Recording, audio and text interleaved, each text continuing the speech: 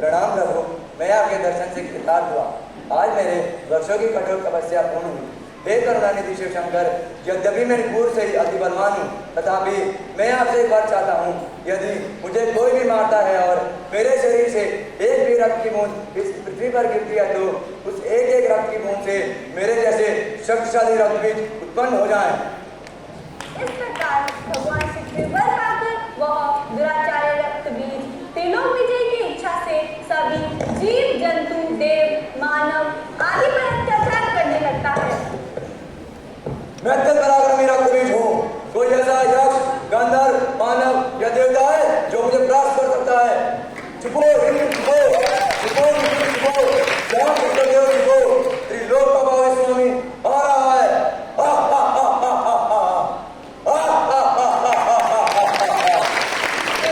दूसरी ओर शुंभ तथा निशुंभ द्वारा भेजे गए दुर्लोचन तथा चंडमुंड का सेना का माता द्वारा वध किए जाने पर शुंभ रक्तबीज को बुलाकर उसे सारी बातें बताता है तथा माता के साथ युद्ध करने के लिए आदेशित करता है। महाराज शुंभ, असुर ने छीण कब्जे हुए हैं। एक स्त्री का तो मारे गए। मैं अवश्य युद्ध में जाऊंगा और उस स्त्री को केशों से खींचकर आपके पास लाऊंगा।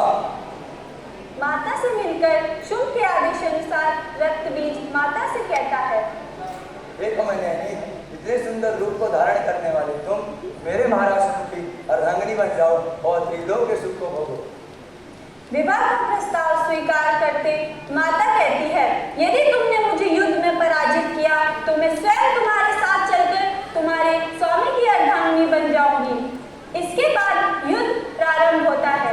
रक्तबीज के शरीर से निकलने वाली एक एक बूंद से एक एक रक्तबीज जन्म लेता है। यह सब देखकर मां अंबिका मां काली को आदेशित करती है कि वह स्वयं आकर रक्तबीज का अंत कर दे। मुंह फैला लो तथा रक्तबीज के शरीर से निकलने वाले रक्त को जल्दी जल्दी पी जाओ। इसके उपरांत मां काली युद्ध भूमि में आती है।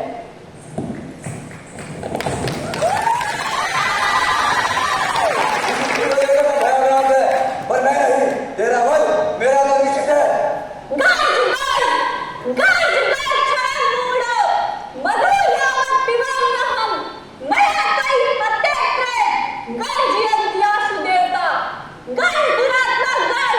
जब तक मैं ये मधु पी रही हूँ तब तक तू गर्ज।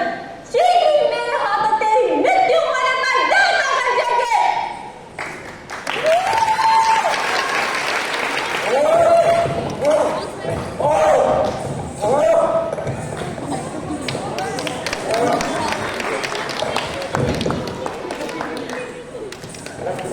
रक्तबीज का वध करने के बाद मां काली तांडव करती है।